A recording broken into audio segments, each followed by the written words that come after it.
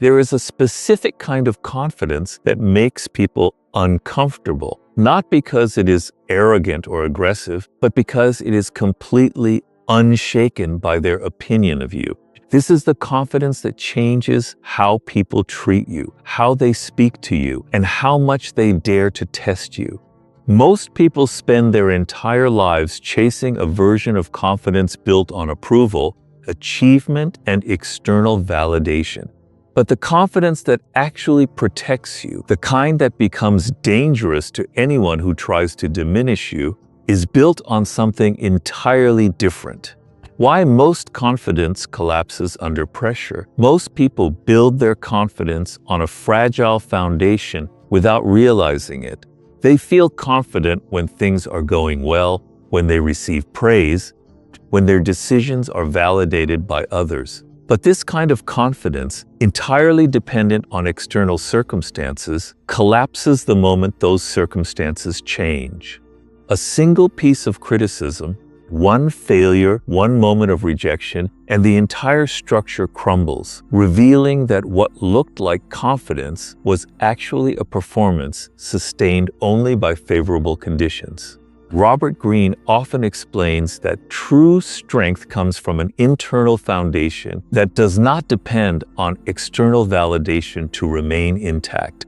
Those who build their confidence entirely on achievement, appearance, or approval from others are essentially building on borrowed ground that can be taken away at any moment by circumstances outside their control. This is why so many seemingly confident people become unrecognizable the moment they face serious criticism or failure. Their confidence was never truly theirs. It belonged to whatever external validation was propping it up. Think about someone whose confidence depends entirely on professional success. They feel powerful, capable, and secure as long as their career progresses smoothly.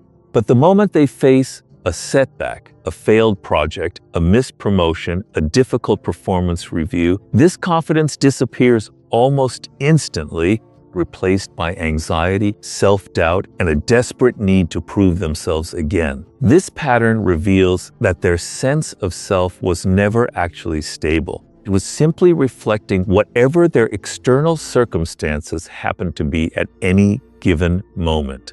Why dangerous confidence comes from self-knowledge, not achievement, the confidence that becomes genuinely dangerous, in the sense of being unshakable and difficult to diminish, comes from deep self-knowledge rather than external achievement. This means understanding your own values, your own standards, and your own worth independent of what you have accomplished or what others think of you.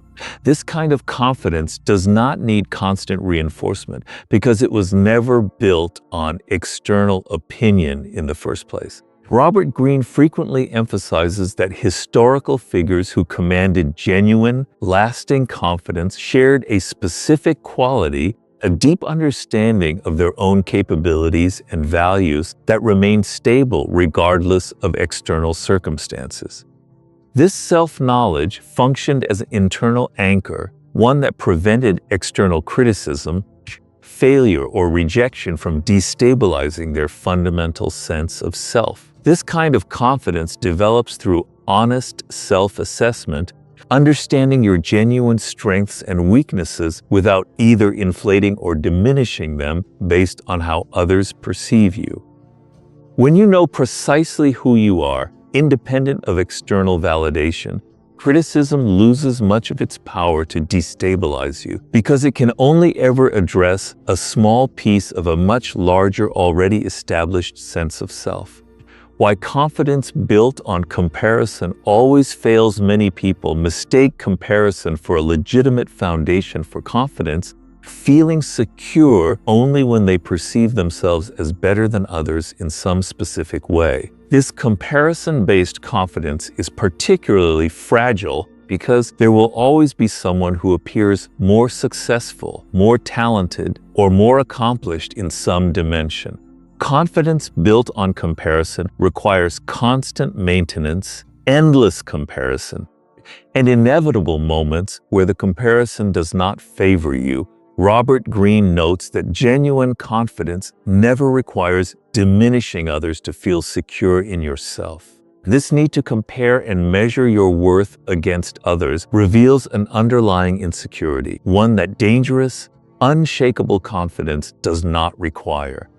When your sense of worth depends on being better than someone else, you remain perpetually vulnerable to anyone who challenges that comparison, whether through genuine achievement or simply through psychological manipulation designed to make you feel inferior. The alternative, confidence built on internal standards rather than external comparison, removes this vulnerability entirely. When your sense of worth comes from living according to your own values and standards, rather than from being superior to others, comparison loses its power to threaten your stability. Someone else's success or failure becomes simply information about their life, rather than a direct threat to your own sense of self. Why silence and restraint signal deeper confidence than explanation? One of the most overlooked aspects of dangerous confidence involves restraint, the ability to remain calm and composed without needing to constantly explain, justify, or defend yourself to others. Genuine confidence does not require convincing everyone of your worth through extensive explanation. It simply exists, communicated through calm presence rather than constant verbal defense. Robert Greene explains that those who project genuine confidence often speak less than expected, not because they lack things to say, but because they understand that constant explanation actually undermines the very confidence they are trying to project.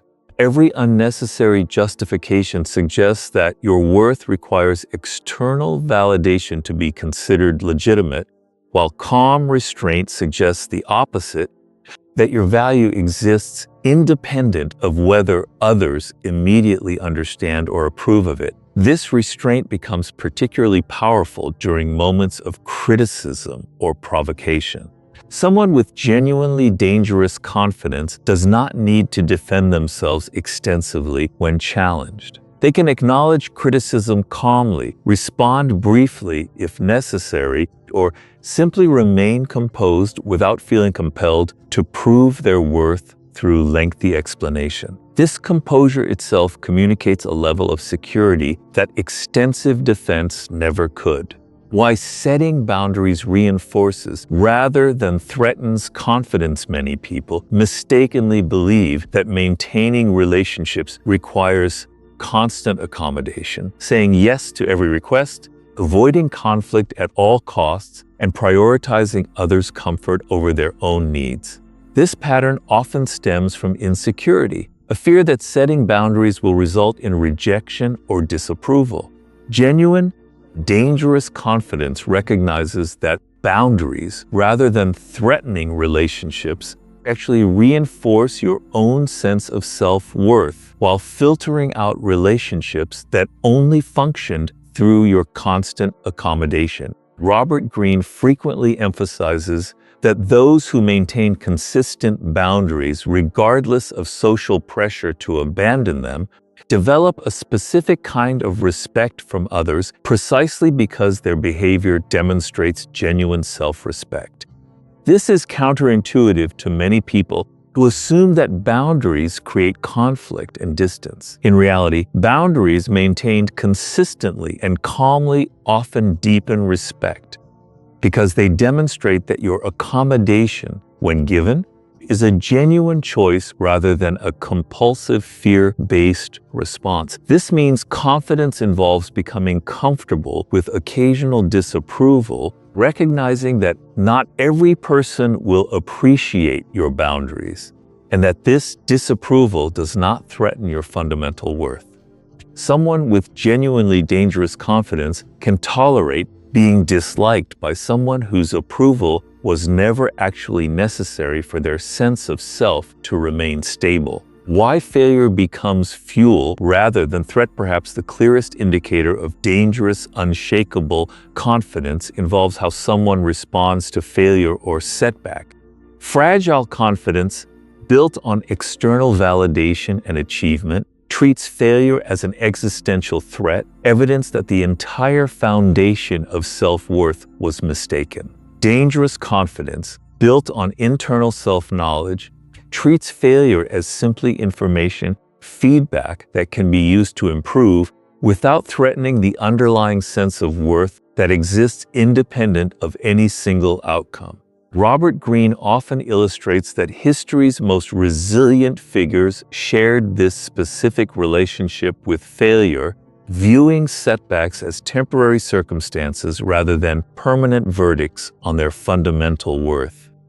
This perspective allowed them to take risks, pursue ambitious goals, and recover from setbacks that would have permanently destabilized someone whose confidence depended entirely on consistent success. This relationship with failure develops through practice, deliberately separating your sense of self-worth from any single outcome, whether success or failure. Each setback, viewed through this lens, becomes an opportunity to reinforce the understanding that your value was never actually tied to this specific outcome in the first place, gradually building a confidence that becomes increasingly difficult to shake through any single failure or criticism. How dangerous confidence changes how others treat you as this internal foundation strengthens. Something noticeable begins to happen in how others respond to you. People who might have previously tested your boundaries, dismissed your opinions, or attempted to manipulate your insecurities gradually adjust their behavior, sensing that these tactics no longer produce the reactions they once did. This shift happens not through explicit confrontation, but through the simple, consistent demonstration that your sense of self no longer depends on their approval or validation. Robert Greene notes that this kind of confidence often precedes reputation, shaping how people approach you even before direct interaction occurs. Once established consistently, this reputation becomes a form of protection, discouraging manipulation, testing, or disrespect before it even begins, simply because others sense correctly that these tactics would prove ineffective against someone whose confidence no longer depends on external validation. Final message: dangerous confidence was never about achievement, comparison, or constant validation from others.